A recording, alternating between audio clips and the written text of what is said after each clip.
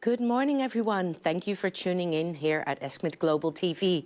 My name is Judith Cohen, and I am very happy to announce that we can start our first live interview this year's ESCMID Global with no one less than one of the keynote speakers who will be speaking or who will be giving his keynote lecture in less than an hour at 11 o'clock today in Hall 1, and that is Professor David Paterson. Professor, you're an infectious disease physician from the University of Singapore, also the director of Advanced ID, which is a large clinical trial network with in over 20 Asian countries, I believe.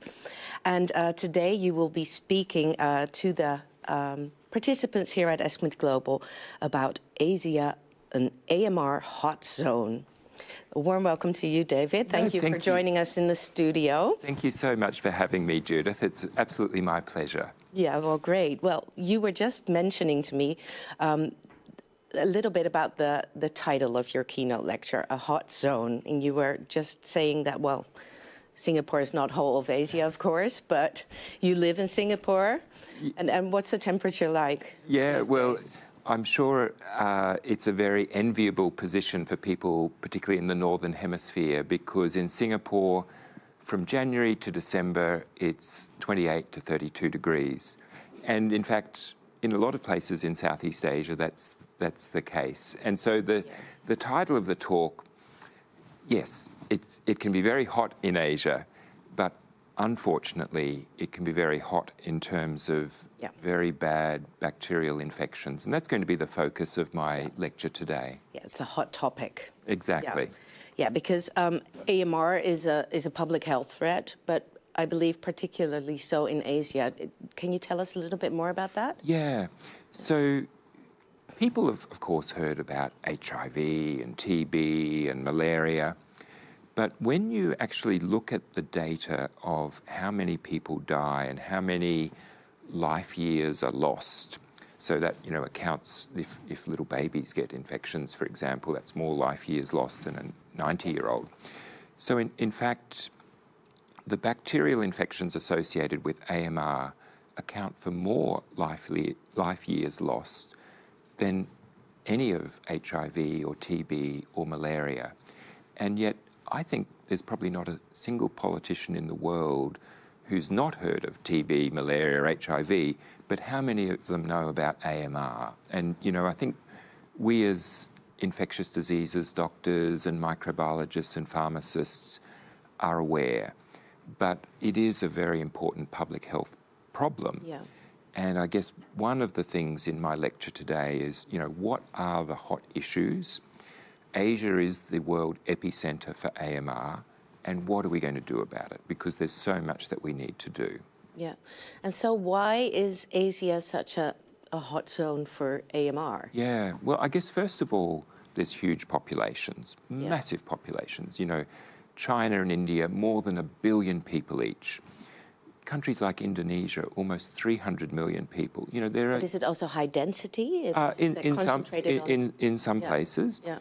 And, we need to also think of the One Health approach. If you've got so many people to feed, there is an immense agricultural industry. We know that farmers often use antibiotics in agriculture. So there's that aspect that's pushing AMR through food we drink and even water food we eat and water we drink. And then in hospitals, there are some hospitals, more than 3,000 patients. If there's an outbreak of, say, dengue fever, even though the bed capacity is 3,000, suddenly there's 4,000 patients in the hospital. People have to share beds. Imagine that. Or sleep on a mattress between beds. And so sometimes infection control is overwhelmed. Is there healthcare? Is it accessible in most Asian countries? Yeah, well, I guess this is an important thing I want to sort of tease out, that just like Europe is not the Netherlands, similarly, Asia is not Singapore. Exactly. And there are countries like Singapore or Hong Kong, Taiwan, Japan, South Korea, that are extremely high income, extremely sophisticated healthcare, but then there's the spectrum right down to very low income settings, particularly in rural areas where access to healthcare is not very good. So it is so diverse, and the problem is different in different parts of Asia. But I guess to generalise, there is more AMR in Asia than anywhere else in the world. And I remember hearing about a bank robber, and someone said to him, "Why do you rob banks?" And he said, "Well, that's where the money is." And that's why I moved from Australia to Asia, because my interest was in AMR, and Australia, like the Netherlands or Scandinavia, Canada, we don't have much AMR really. But if I was to get really into AMR, I had to move to where the action was, where the money was, not the real money, but unfortunately where the bacterial infections occur. And so with my colleagues, we've established a really nice collaborative network of over 100 hospitals around Asia.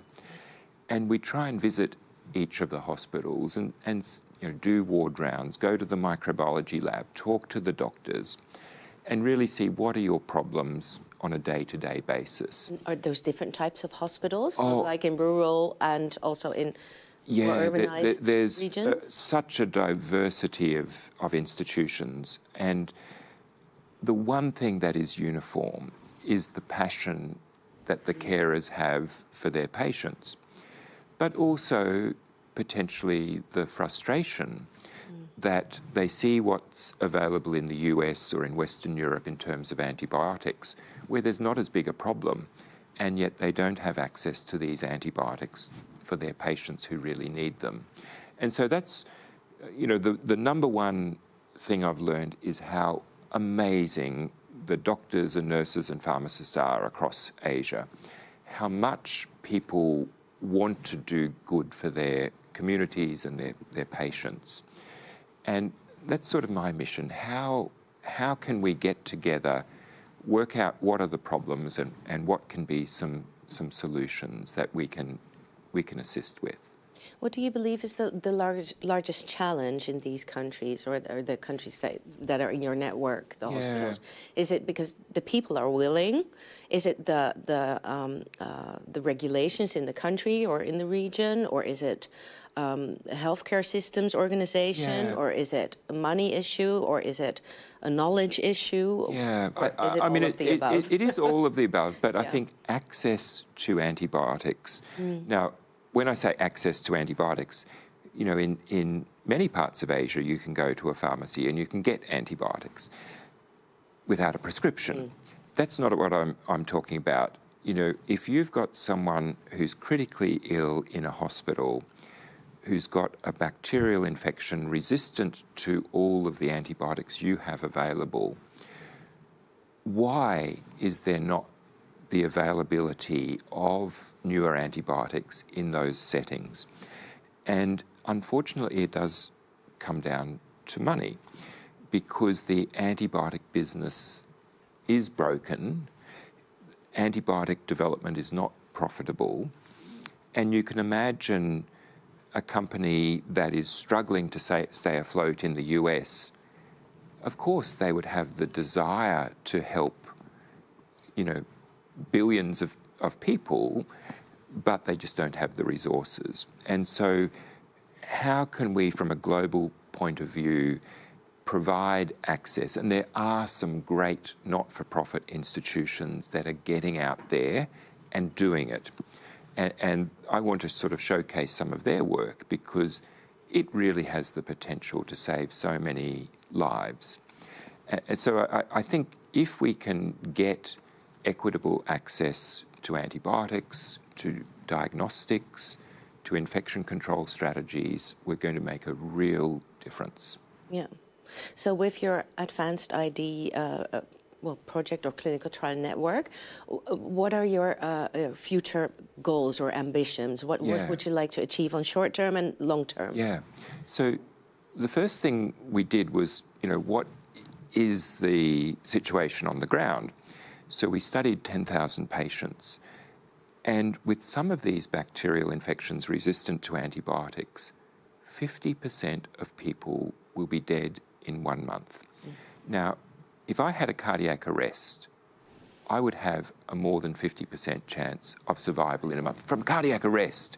Yeah. And yet bacterial infections, so what we wanted to do was, what is the baseline? And clearly there is a lot of room to improve. And so we want to provide evidence-based solutions. So to do trials which have multiple arms, so we can compare all of the different options that are being used to see if some are lousy and should no longer be used. Are there some superstar options that we should be educating our colleagues about? But it's only until you do clinical trials that you can generate that evidence. So that's what we really want to do, generate the evidence that can be translated into action. So now, focusing back on your keynote lecture that you will be holding in just a little bit, I won't make you do the same lecture here on TV, of course, but can you tell us a little bit what sort of the outline is, or the main important message of your lecture? Yeah, so I guess one of the key points is that what is happening in Asia today will be happening in Europe and North America tomorrow. You know, we all got to Vienna by some means, which is probably by air. And, you know, it's 12 hours to Asia. We know that there is so much movement of people and food and goods. And for sure, the issues that we're seeing, and there are 3 issues that I want to bring out in this lecture that perhaps people have not heard about. One is the convergence of very virulent bacteria acquiring antibiotic resistance genes. And so that's the worst case scenario. You know, it's bad having a deadly bacteria, but it's badder having a deadly bacteria that's got antibiotic resistance. Yeah. Secondly, in E. coli, you know, E. coli is our most common bacterial infection. Yeah. It's acquired some completely new antibiotic resistance mechanisms that I think a lot of people may not yet have heard about. And what's really sad is that they're compromising some of the newest antibiotics. And the third thing I want to talk about is, you know, we talk about pandemics, and we always think of respiratory viruses. But in fact, there are some very successful clones of bacteria that have spread throughout Asia, and now we're starting to see elsewhere in the world. Yeah. And so, you know, I love coming to meetings like ESCMID Global because you learn new things. Now, there's like a ton of stuff that I've never heard about. Perhaps our audience hasn't heard about some of these issues. And so, you know, of course, I'm just going to be scratching the surface and introducing people to them. But there's a lot of posters, there's other presentations at the meeting that if people want to get deeper, they'll have the opportunity to throughout the meeting. Starting the discussion. Exactly, on exactly. a very important hot topic, AMR. Yeah. Well, thank you so much, David, for coming here at our TV studio to tell our viewers some more about the keynote that you will be holding at 11 o'clock today, so just in a little bit. So make sure if you're here in Vienna that and you have the time to go to Hall 1 to follow David Paterson's keynote lecture on Asia and AMR Hot Zone. Or if you're at home now participating in the ESCMID Global, make sure to log in onto the online program, and you can also follow the keynote lecture. I would like to thank you all for watching this live interview with David Paterson. We will be back at 11 o'clock sharp, again with another keynote lecturer who will be presenting later today a keynote lecture on dengue. So please make sure you join us here at ESCMID Global TV at 11. See you then.